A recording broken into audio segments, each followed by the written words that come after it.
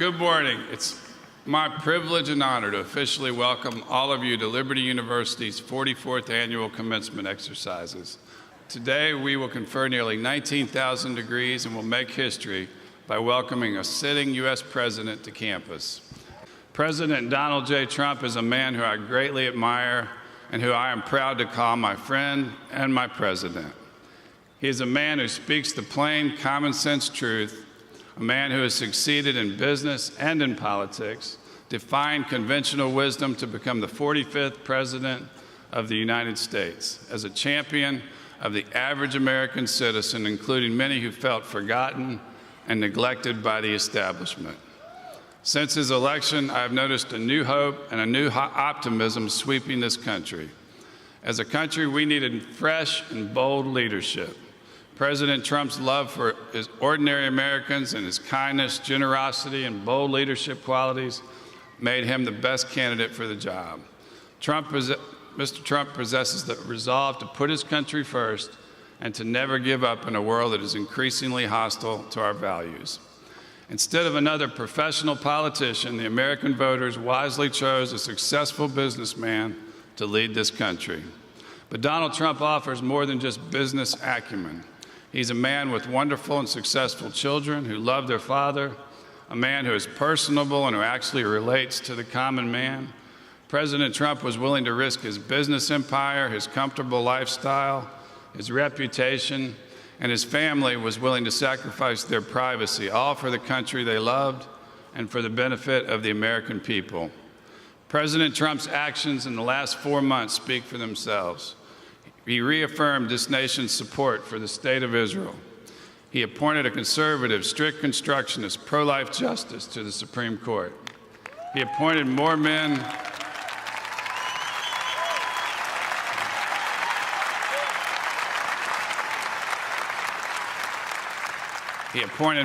and women of faith to his cabinet than any president in recent memory. He bombed those in the Middle East who were persecuting and killing Christians. And earlier he chose Mike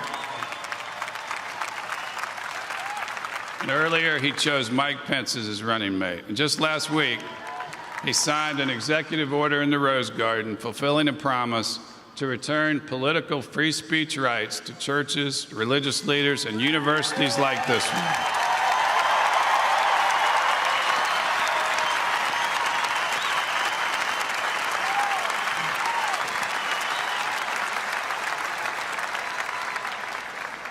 Repealing the Johnson Amendment was the first issue he mentioned to me at the beginning of his campaign, and last week he proved that he is a man of his word.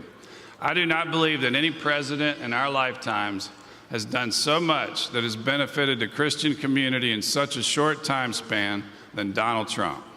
President Trump ventured into politics at a time when our nation has never been more polarized. He deserves our respect and admiration for enduring relentless and often dishonest attacks from the media, the establishment on the left and the right, and from academia.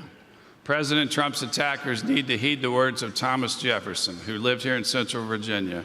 He said, "I never considered a difference of opinion in politics, in religion, or in philosophy as cause of withdrawing from a friend." Our president's enemies need to once again begin practicing the tolerance that they so often preach. President Trump and Dr. Hawkins, please join me at the podium.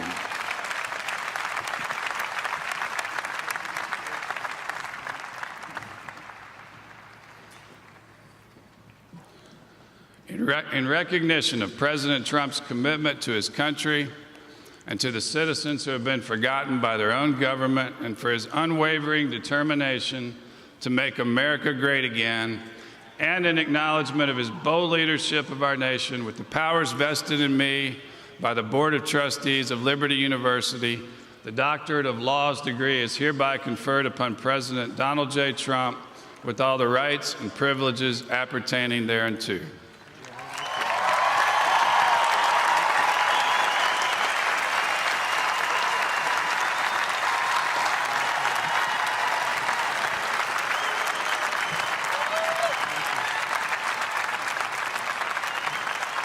Now to deliver our 44th commencement address, join with me in welcoming back to Liberty University President Donald J. Trump.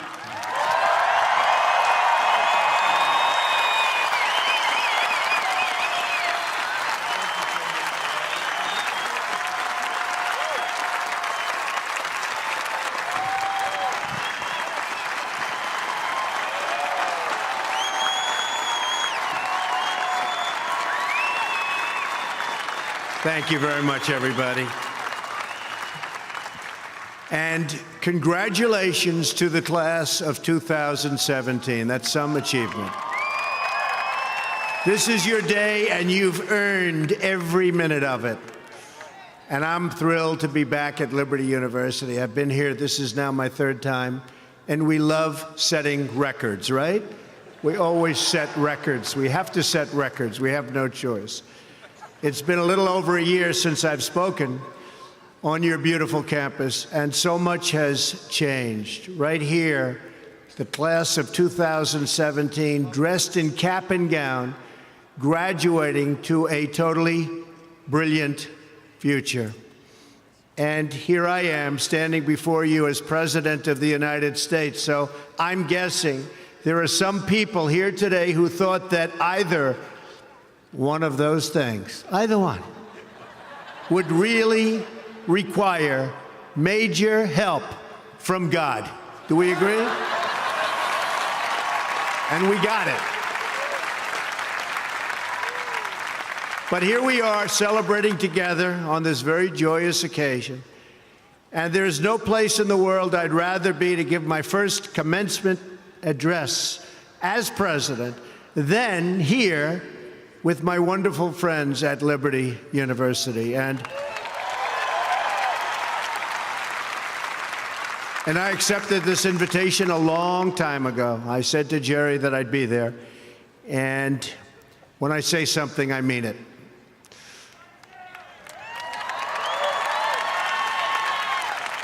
I want to thank President Jerry Falwell and his incredible wife, Becky. Stand up, Becky. For their kind words, their steadfast support, and their really wonderful friendship. Let me also extend our appreciation to the entire Falwell family, Trey, Sarah, Wesley, Laura, and Caroline. Thank you for everything you do to make this university so exceptional, one of the truly great schools. Most importantly, to our new graduates, each of you should take immense pride in what you have achieved. There's another group of amazing people we want to celebrate today, and they are the ones who have made this journey possible for you. And you know who that is? Nobody. You forgot already. You're going to go out. You're going to do whatever you're going to do. Some are going to make a lot of money. Some are going to be even happier doing other things. They're your parents and your grandparents. Don't forget them. You haven't forgotten yet, have you? Never, ever forget them. They're great. And especially this weekend, let's make sure we give a really extra special thanks to the moms. Don't forget our moms, because graduates, today is your day. Today is your day. But in all of this excitement, don't forget that tomorrow is Mother's Day, right? I had a great mother. She's looking down now, but I had a great mother. I always loved Mother's Day. We're also deeply honored to be joined by some of the nearly 6,000 service members, military veterans, and military spouses who are receiving their diplomas today. Would you please stand? Please stand. Wow.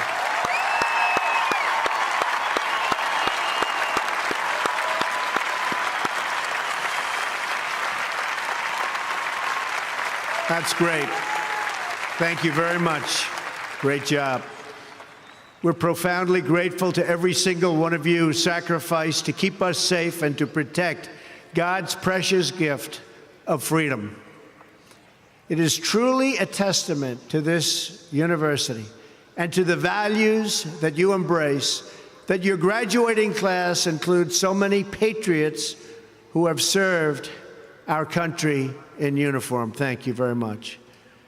To the class of 2017, today you end one chapter but you are about to begin the greatest adventure of your life.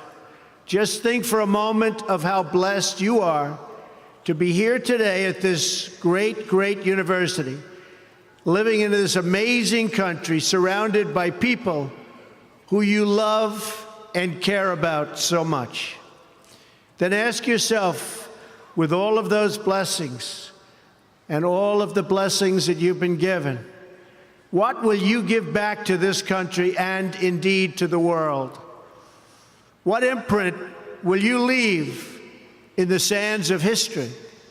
What will future Americans say we did in our brief time right here on Earth?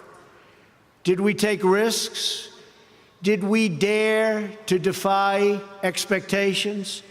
Did we challenge accepted wisdom and take on established systems? I think I did, but we all did, and we're all doing it. Or did we just go along with convention, swim downstream so easily with the current, and just give in because it was the easy way, it was the traditional way, or it was the accepted way? Remember this: nothing worth doing ever, ever, ever came easy.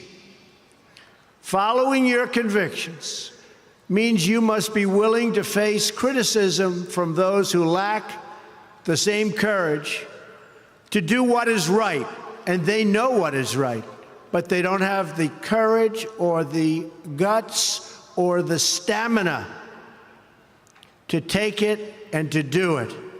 It's called the road less traveled.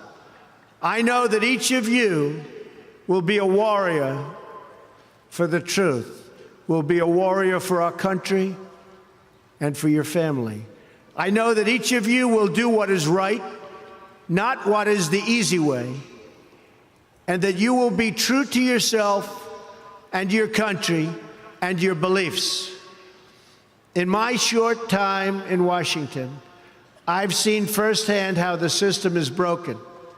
A small group of failed voices who think they know everything and understand everyone want to tell everybody else how to live and what to do and how to think.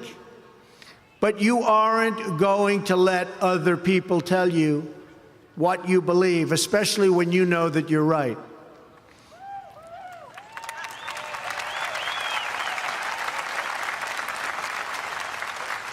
And those of you graduating here today who have given 500,000 hours of charity last year alone, unbelievable amount of work and charity, and few universities or colleges can claim anything even close.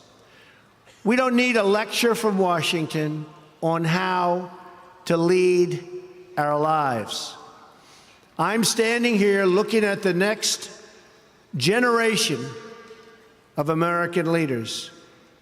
There may very well be a president or two in our midst. Anybody think they're going to be president? Raise your hand. In your hearts are inscribed the values of service, sacrifice, and devotion. Now you must go forth into the world and turn your hopes and dreams into action. America has always been the land of dreams because America is a nation of true believers. When the Pilgrims landed at Plymouth, they prayed. When the founders wrote the Declaration of Independence, they invoked our Creator 4 times. Because in America, we don't worship government, we worship God.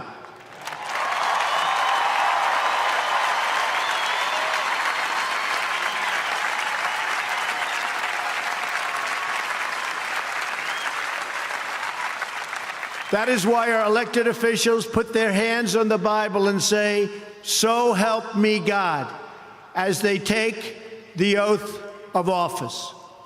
It is why our currency proudly declares, "In God we trust." And it's why we proudly proclaim that we are one nation under God every time we say the Pledge of Allegiance.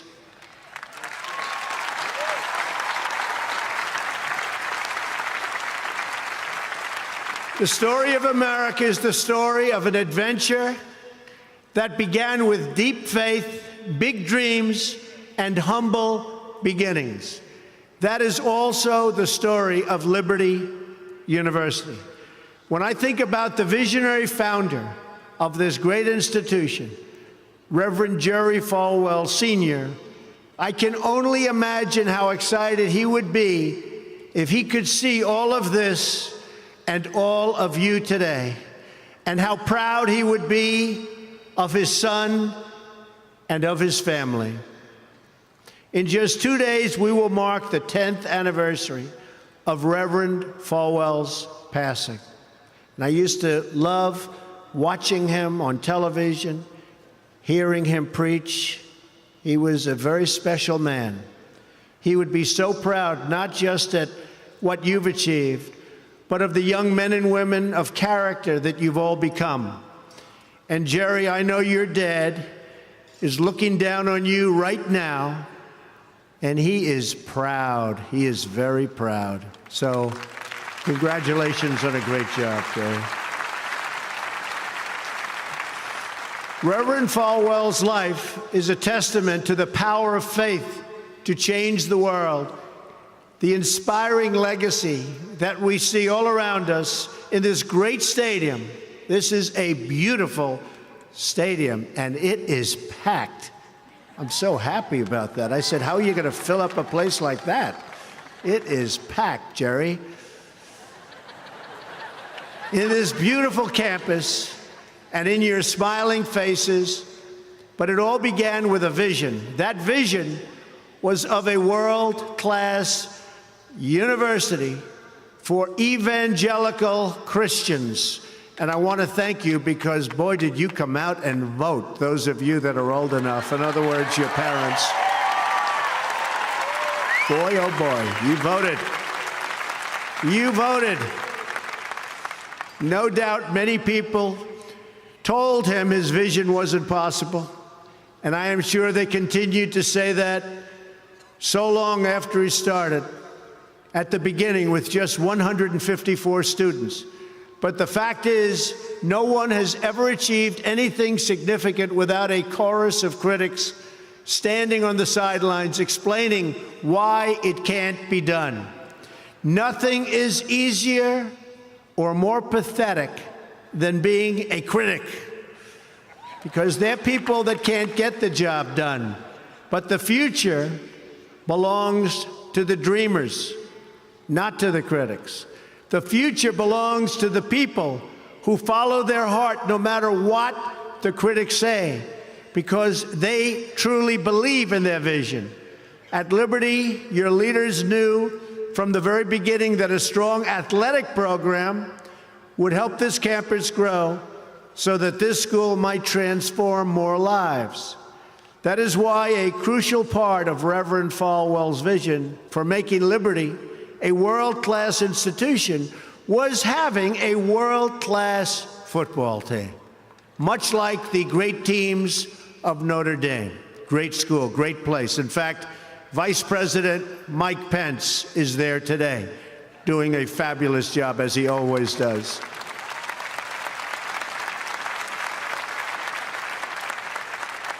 A few years ago, the New York Times even wrote a story on the great ambitions of the Liberty Flames. That story prompted a longtime president of another school to write a letter to Jerry. It's a letter that Reverend Falwell would have been very, very pleased to read. Jerry tells me that letter now hangs in the wall in the boardroom of your great university. It came from the late Father Theodore Hesburgh, who was the beloved president of the University of Notre Dame 35 years ago. Like this school's founder, he was a truly kind-hearted man of very, very deep faith. In the letter, Father Hesburgh recalled that Notre Dame's own meteoric rise from a small Midwestern school to a national football powerhouse. And then he wrote something so amazing and generous. He wrote, "I think you are on that same trajectory now, and I want to wish you all the best and encourage you from the starting and from being able to start very small and arriving in the big time. Thanks to hard work, great faith, and incredible devotion, those dreams have come true. As of February of this year, the Liberty Flames are playing in the FBS, the highest level of competition in NCAA football." Don't clap. That could be tough. Don't clap. That could be tough. I'm a little worried. I don't want to look at some of those scores here. Jerry, are you sure you know what you're doing here? Those other players are big and fast and strong, but I have a feeling you're going to do very well, right? From the most humble roots, you've become a powerhouse in both education and sports. And just wait until the world hears the football teams you'll be playing on your schedule starting next season. President Falwell gave me a list of some of those schools, the ones you're going to be playing 2018. Would you like me to read the names? Just came out. Would you like to hear them? I'm a little bit concerned. UMass, Virginia, Auburn. Jerry, are you sure you know what you're doing? Jerry, Auburn. I don't know about that, James. This could be trouble, Jerry. Rutgers, Old Dominion, Brigham Young, Army. I might be at that game. Who am I supposed to root for? Tell me. I don't know. That's a tough one, Jerry. I don't know, Jerry. I'm going to have to think about that one, Jerry. Buffalo, Troy, Virginia Tech. Oh, no, Jerry. Ole Miss. And Wake Forest. Those are really top schools. That's maybe in 4 or 5 years I'll come to a game, right? You'll build it up. Well, good luck. The success of your athletic program arriving on the big stage should be a reminder to every new graduate of just what you can achieve when you start small, pursue a big vision, and never, ever quit. You never quit. If I give you one message to hold in your hearts today, it's this: never, ever give up. There'll be times in your life you'll want to quit, you'll want to go home. You'll want to go home perhaps to that wonderful mother that's sitting back there watching you and say, "Mom, I can't do it. I can't do it." Just never quit. Go back home and tell Mom, Dad, I can do it. I can do it. I will do it. You're going to be successful. I've seen so many brilliant people.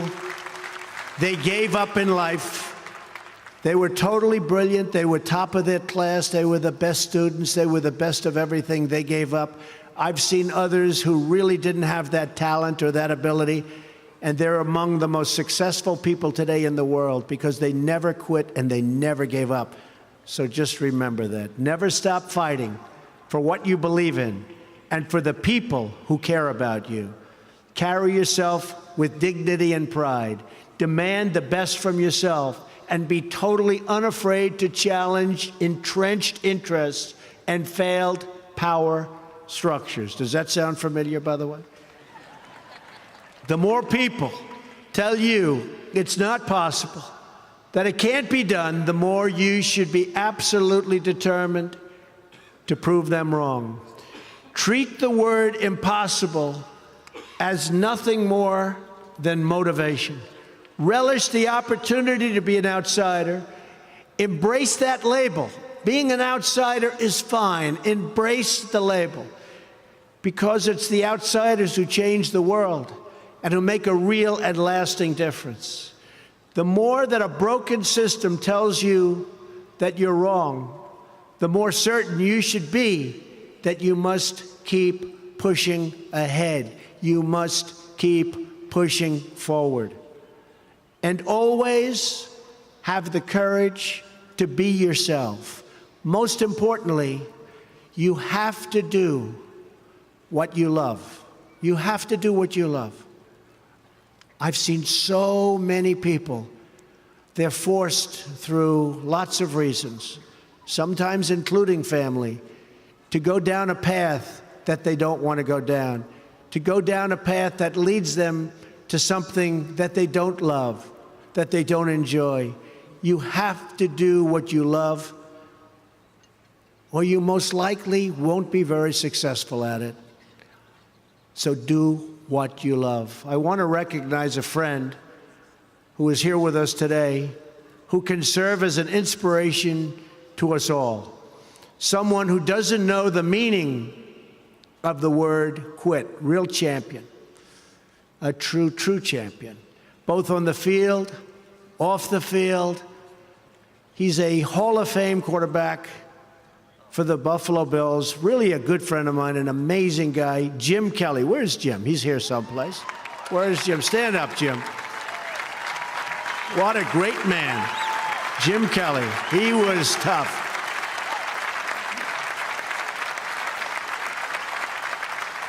Jim, do you have any idea how much money you'd be making today? They'd hit Jim, it was like tackling a linebacker. They'd hit Jim, 4 guys, 5 guys that weighed 320, and he'd just keep going down the field. He was much more than a quarterback. He had tremendous heart, and he knew how to win. Jim is tough, and his toughest fight of all was that he beat cancer not once but twice.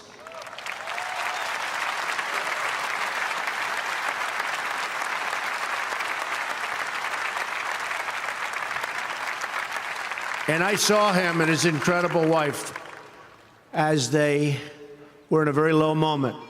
Jill, very, very low moment. And it was amazing the way they fought. It didn't look good. I would have said, maybe it's not going to happen. But there was always that hope because of Jim and Jim's heart. But I want to just say it's great to have you here today, Jim, and these people are big, big fans. And if you could get a young version of Jim Kelly, you'll be beating a lot of teams, Jerry. So, interestingly, though, I said, I wonder what Jim's doing here. His daughter, Erin, crosses the goal line to you and today with you. So, Erin, stand up. Where are you, Erin? Where is Erin? Congratulations, Erin. Congratulations. Graduating from Liberty. Great choice. Thank you. Liberty University is a place where they really have true champions. And you have a simple creed that you live by, to be really champions for Christ. Whether you're called to be a missionary overseas, to shepherd a church, or to be a leader in your community, you are living witness of the gospel message of faith, hope, and love. And I must tell you, I am so proud as your president to have helped you along over the past short period of time. I said I was going to do it, and Jerry, I did it. And a lot of people are very happy with what's taken place, especially last week. We did some very important signings. Right, James? Very important signings. America is better when people put their faith into action. As long as I am your president, no one is ever going to stop you from practicing your faith or from preaching what's in your heart.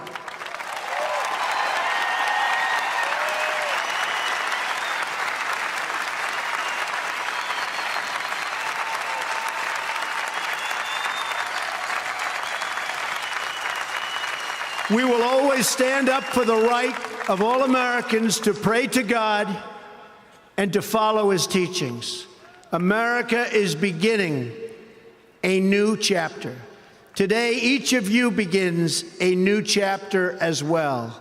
When your story goes from here, it will be defined by your vision, your perseverance, and your grit. That's a word Jim Kelly knows very well, your grit. In this I'm reminded of another man you know very well and who has joined us here today. His name is George Rogers, Liberty University's CFO and vice president for a quarter of a century. During World War II, George spent 3.5 years as a prisoner of war. He saw many of his fellow soldiers die during the Bataan Death March. He was the victim of starvation and torture as a prisoner of war. When he was finally set free, he weighed just 85 pounds and was told he would not live past the age of 40. Today, George is 98 years old.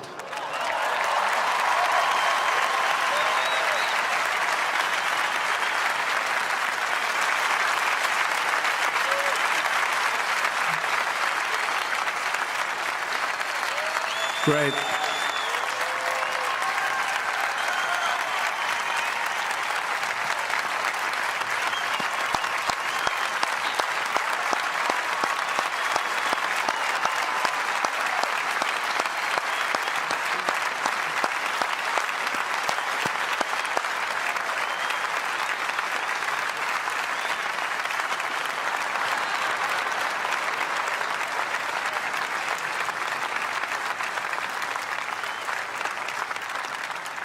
That's so great, George.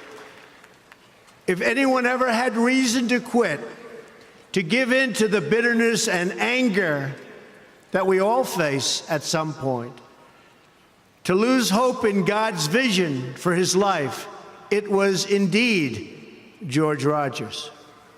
But that's not what he did. He stood up for his country. He stood up for his community. He stood up for his family, and he defended civilization against a tide of barbarity, the kind of barbarity we're seeing today and we've been witnessing over the last number of years. And I just want to tell you, as your president, we are doing very, very well in countering it. So you just hang in there. Things are going along very, very well. You'll be hearing a lot about it next week from our generals. Things are going along very, very well. Through it all, he kept his faith in God, even in the darkest depths of despair. Like so many others of his generation, George came home to a nation full of optimism and pride and began to live out the American dream. He started a family. He discovered God's plan for him and pursued that vision with all his might, pouring his passion into a tiny college in a place called Lynchburg, Virginia. Did you ever hear of that? Lynchburg? We love it. Do you like it? We like it, right? I flew over it a little while ago. It's amazing, actually. What started as a dream with a few good friends, he helped shepherd into the largest Christian university in the world. Just look at this amazing, soaring, growing campus, and I've been watching it grow because I've been a friend of Liberty for a long time now, Jerry. It's been a long time. Thanks in great part to George's financial stewardship. Hundreds of thousands of young hearts and souls have been enriched at Liberty and inspired by the Spirit of God. George, we thank you and we salute you, and you just stay healthy for a long time, George. Thank you.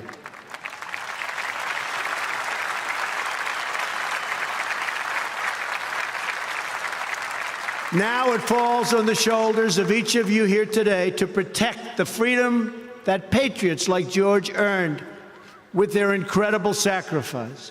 Fortunately, you have been equipped with the tools from your time right here on this campus to make the right decisions and to serve God, family, and country.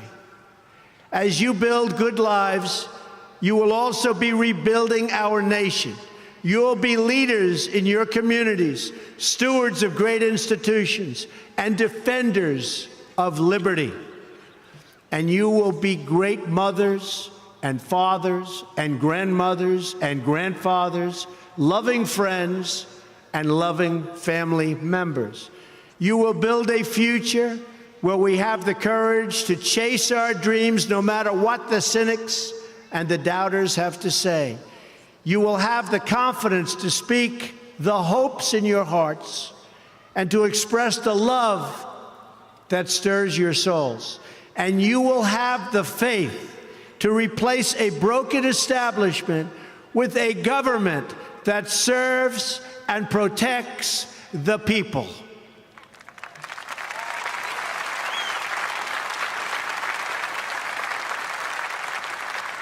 We must always remember that we share one home and one glorious destiny. Whether we are brown, black, or white, we all bleed the same red blood of patriots.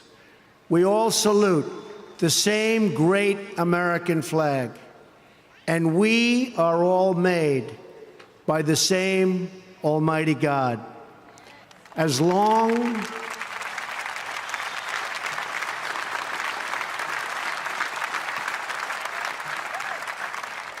as you remember what you have learned here at Liberty, as long as you have pride in your beliefs, courage in your convictions, and faith in your God, then you will not fail.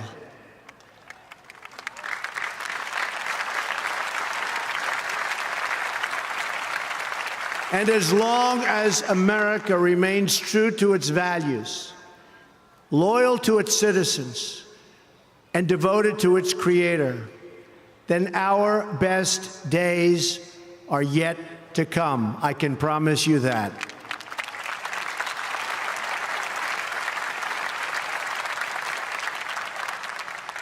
This has been an exceptional morning.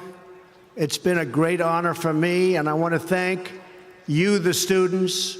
I also want to thank you, the family, for getting them there. And I want to thank and congratulate Liberty. May God bless the class of 2017. May God bless the United States of America. May God bless all of you here today. Thank you very much. Thank you. Thank you. Thanks.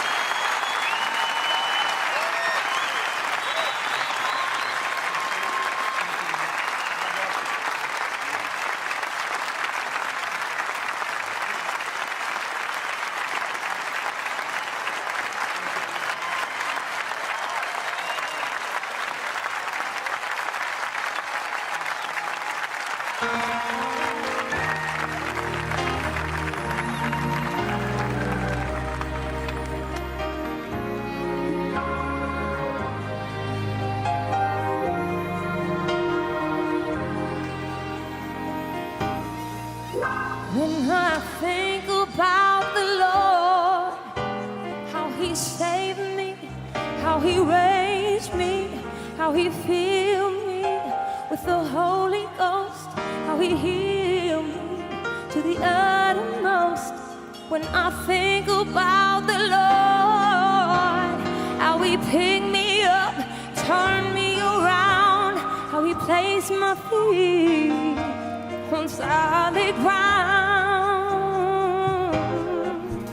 When I think about the Lord, how He saved me, how He raised me, how He filled me with the Holy Ghost, how He healed me to the uttermost. When I think about the Lord, how He picked me up and turned me around, how He placed my feet on solid ground, it makes me wanna shout, hallelujah, thank you, Jesus, Lord, you're worthy of all the glory and all the honor and all the praise. It makes me wanna shout, hallelujah, thank you, Jesus, Lord, you're worthy of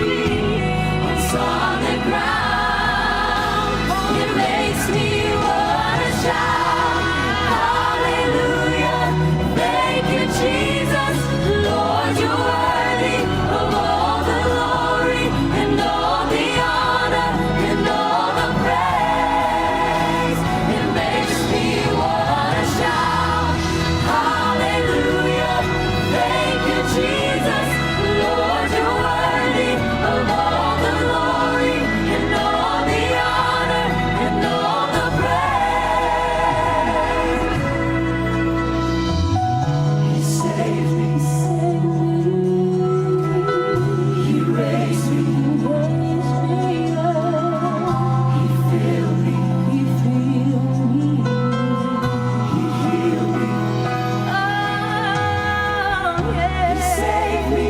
Oh, He saved me. He raised me. He raised me up. He filled me. He filled my heart. He healed me. He'll save you. He'll raise you. He'll fill you. He'll heal you. He'll keep you. Never leave you. It makes me wanna shout hallelujah. Thank you, Jesus. Lord, you're worthy of all the glory and all the honor and all the praise. It makes me wanna shout hallelujah. Thank you, Jesus. Lord, you're worthy of all the glory and all the honor and all the praise. It makes me wanna shout hallelujah. Thank you, Jesus. Lord, you're worthy of all the glory and all the honor and all the praise. It makes me wanna shout hallelujah. Thank you, Jesus. Lord, you're worthy of all the glory and all the honor and all the praise. It makes me wanna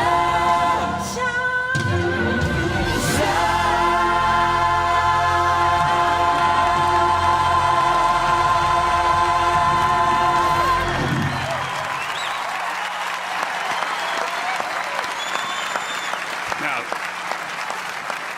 since we had a computer glitch earlier, the president has decided to stay to hear LU Praise perform We've Come This Far by Faith like they did at the inauguration. Go ahead.